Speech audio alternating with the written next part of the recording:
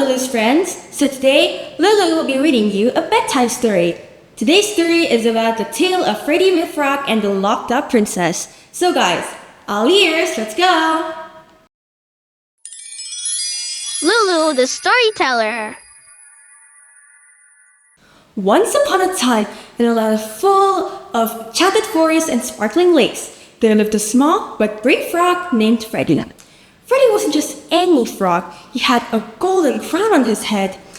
Though he didn't remember why. You see, Freddie had once been a prince, but a wicked spell cast by a jealous sorceress had turned him into a frog and locked away his memories. One day, while hopping through the forest, Freddie overheard some birds chirping about a princess named Princess Alara, who had been locked in a tower at the edge of the kingdom. The sorceress had trapped her there, and no one had been able to save her.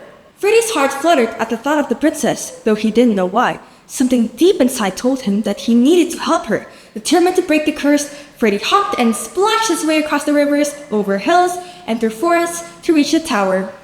When Freddie finally arrived, the tower loomed tall, surrounded by a moat of shimmering water. The sorceress had placed powerful spells to keep anyone from entering. But Freddie had something no one else had, magic of his own, hidden deep inside, though he didn't know how to use it yet. Freddie leaped onto the edge of the moat, trying to think of a plan. Just then, a wise old turtle appeared from the water. "Freddie," the turtle said in a slow, deep voice, "you are not just any frog. You were once a prince, and only you can save Princess Alara. But to break the spell, you must find the crystal lily that blooms in the enchanted marsh. It holds the power to undo any curse." "How will I find it?" Freddie asked, feeling both excited and nervous. The turtle smiled. "Follow the silver butterflies. They will lead the way." With new hope in his heart, Freddie set off to the enchanted marsh. The silver butterflies fluttered ahead, lighting the path. Along the way, Freddie faced many challenges. He had to leap across the thorny brambles, outwit a mischievous fox, and swim through a river of glowing fish. Finally, Freddie arrived at the marsh, where the air shimmered with magic. In the center of the marsh stood the brilliant wild lily, glowing softly under the moonlight.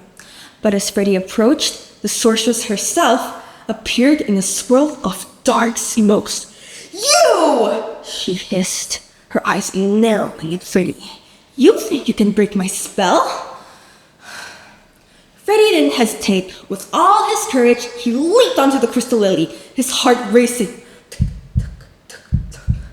As his tiny whipped hands touched the glowing petals, something incredible happened. The lily burst into light, sending waves of magic through the air. The sorceress let out a scream as her dark magic was shattered by the light. In that moment, Freddie was transformed. He was no longer a frog, but a prince, standing tall in his royal clothes, the golden crown now fitting perfectly on his head. His memories rushed back. He remembered that he and Princess Alara had been best friends since childhood, and the sorceress had cursed him to keep them apart. With renewed strength, Prince Freddie hurried back to the tower.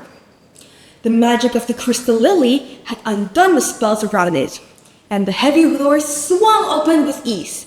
There, at the top of the tower, sat Princess Alara, her eyes lighting up as she saw him. "Freddie!" she cried, rushing into his arms. "You saved me!" They embraced as they did. A burst of light filled the room. The enchantment was broken, and the sorceress' curse was gone for good. Finally, from that day forward, Prince Freddie and Princess Alara ruled the kingdom side by side, their friendship and love stronger than ever.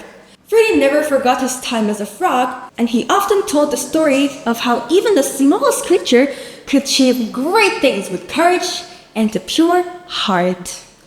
And every night they would visit the enchanted marsh, while the crystal lily still bloomed, glowing with the magic of their adventure. The end. So, thank you Lulu's friends for watching this story, and I hope you guys have a great night, good night, and sweet dreams. Bye! Good night and sweet dreams.